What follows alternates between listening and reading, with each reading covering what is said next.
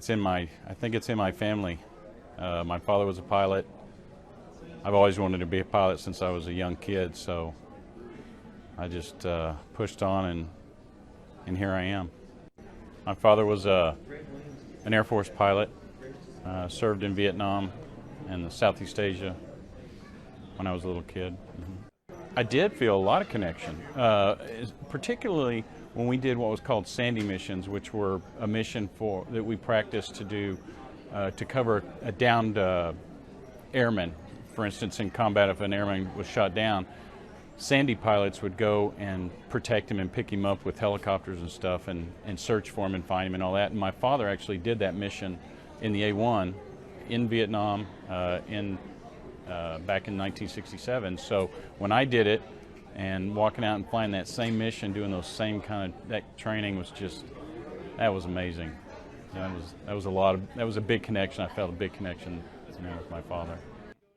Well, that was the thing. I always wanted to be a pilot, and then later on, my mother, after everything happened, my mother told me in no uncertain terms that I was going to have nothing to do with the military. I was not going in the Air Force. I was not going to be a pilot, and I really had accepted that for a long time, that I was not going to be able to do that.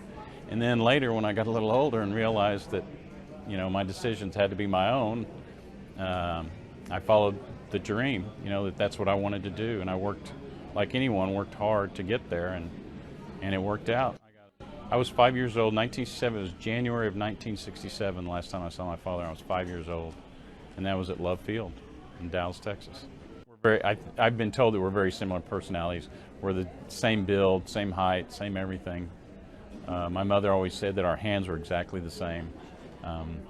So I hope that he would be proud of what I've done. My mother and I were the only ones that got to take him to the airport. So it was me and my mother and my father, and we went to Dallas Love. And the round area in the center I remember very well.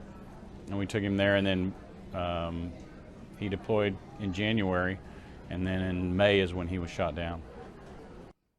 And he was also a flight lead, so that day they were tasked to go strike a target in northern Laos. And they flew out of Udon in Thailand. It's a two-ship, and they flew up there, circled the target, and he was leading, and when he rolled in, immediately anti-aircraft all around the aircraft, and the aircraft tumbled and spun and crashed as his wingman is trying to not get shot down himself. So at that point, he went missing in action. So we didn't know anything about what had happened to him other than what his wingman told us, and that he was missing.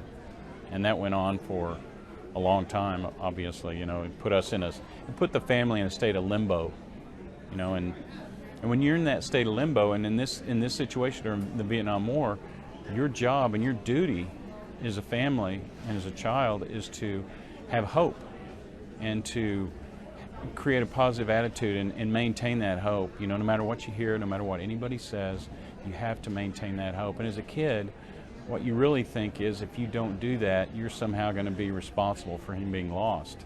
At the end of the war, they declared them all deceased, and suddenly you couldn't have hope anymore. And at that point, you have to, as a family, figure out how to heal.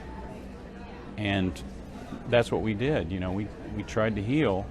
We tried to go on, and without knowing exactly what had happened to him, we just continued on as a family.